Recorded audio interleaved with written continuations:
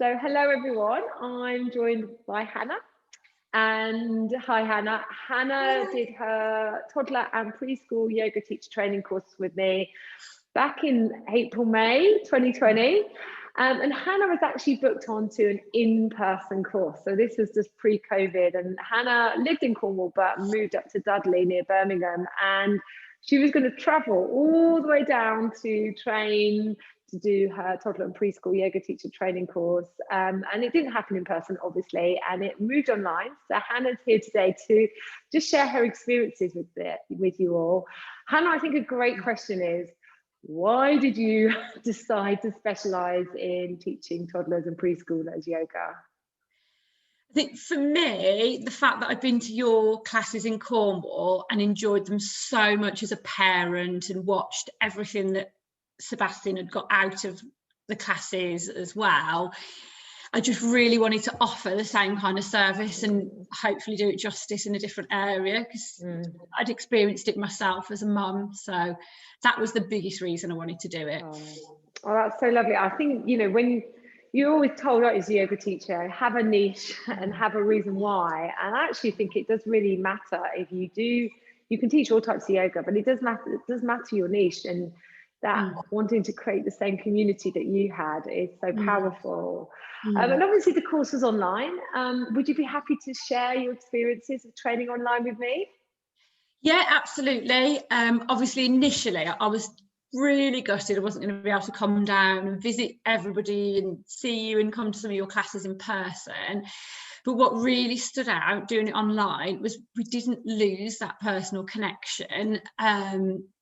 You were still there. Everything was explained really clearly.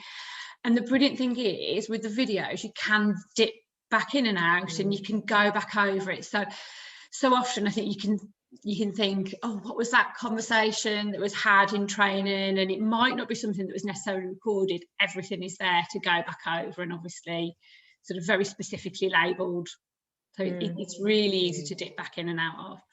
I mean, of course, you guys were like my first experience of training online, and you changed my belief systems about it all, to be honest, because the outcomes were so good and you loved the course. And I do go on, I can see when people last logged on, not that I'm like stalking everyone, but I do go on and like send out a group email, and I can see that you and others go regularly back into the course, and I just love that, because you're right. When you train and you go to an in-person training, you can't take it all in.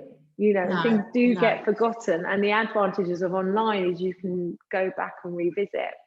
I'm really pleased you managed to train. I am gutted we didn't see each other, because you're one of my regular students for many years, and we do miss you.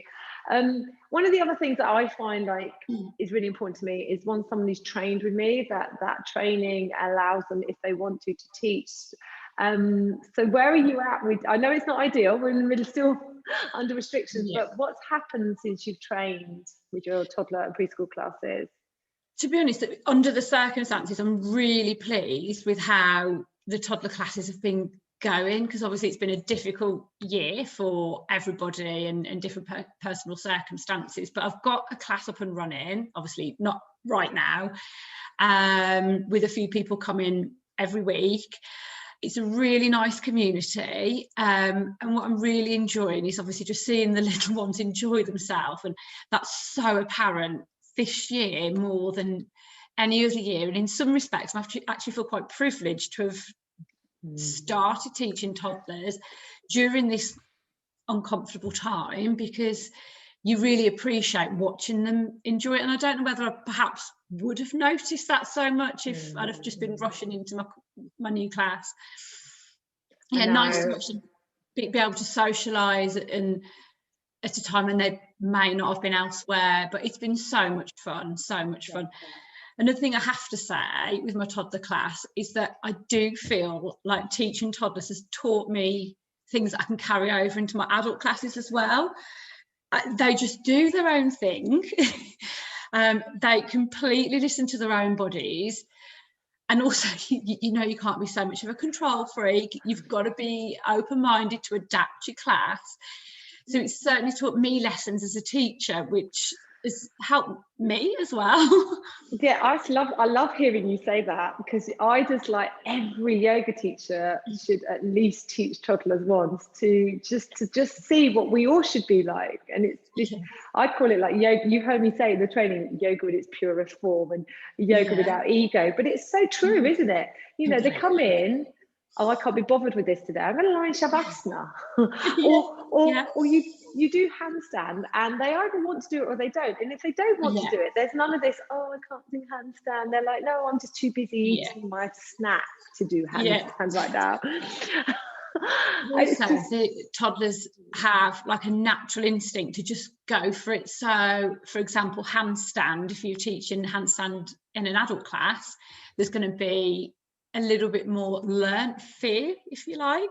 Whereas the toddlers would be, okay, I think I could do this, or so what is it I've got to do? And they just kind of naturally feel like, okay, why not? If I fall over, that's fine by me.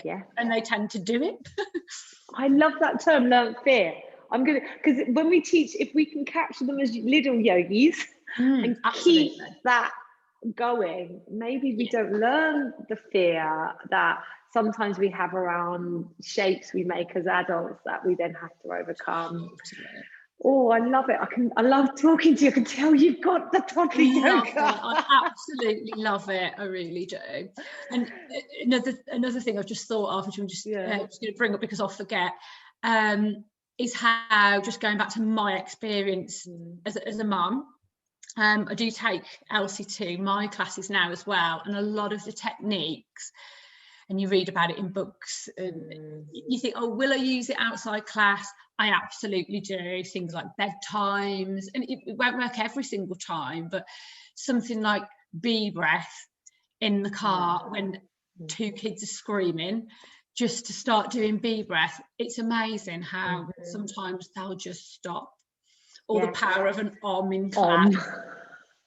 I know. I mean, I've had, not we ever want to stop the tantrums that toddlers have, because it's part of their, you know, learning to express themselves in the world. But, you know, nothing tones down a tantrum better than an om. No, awesome. The best way to start the class is just, and especially as obviously all the mums expect the om is now coming, and everybody makes this wonderful om sound that you wouldn't necessarily get such a powerful om in an adult class. And the toddlers, even the new ones, will be, wow, what's that noise? And that's without the props as well, isn't it? So, which of course they also love. Oh, Hannah, well, look, it's been so lovely to chat to you, and I'm really excited about going back to in person. I know you are too. And I think, you have hit the nail on the head. They just need community, our little ones and their parents. So, and we're so privileged we can create that community. Absolutely. So thank you, Hannah, so much for talking to me today. I'll see you soon. Thank you for having me. A pleasure.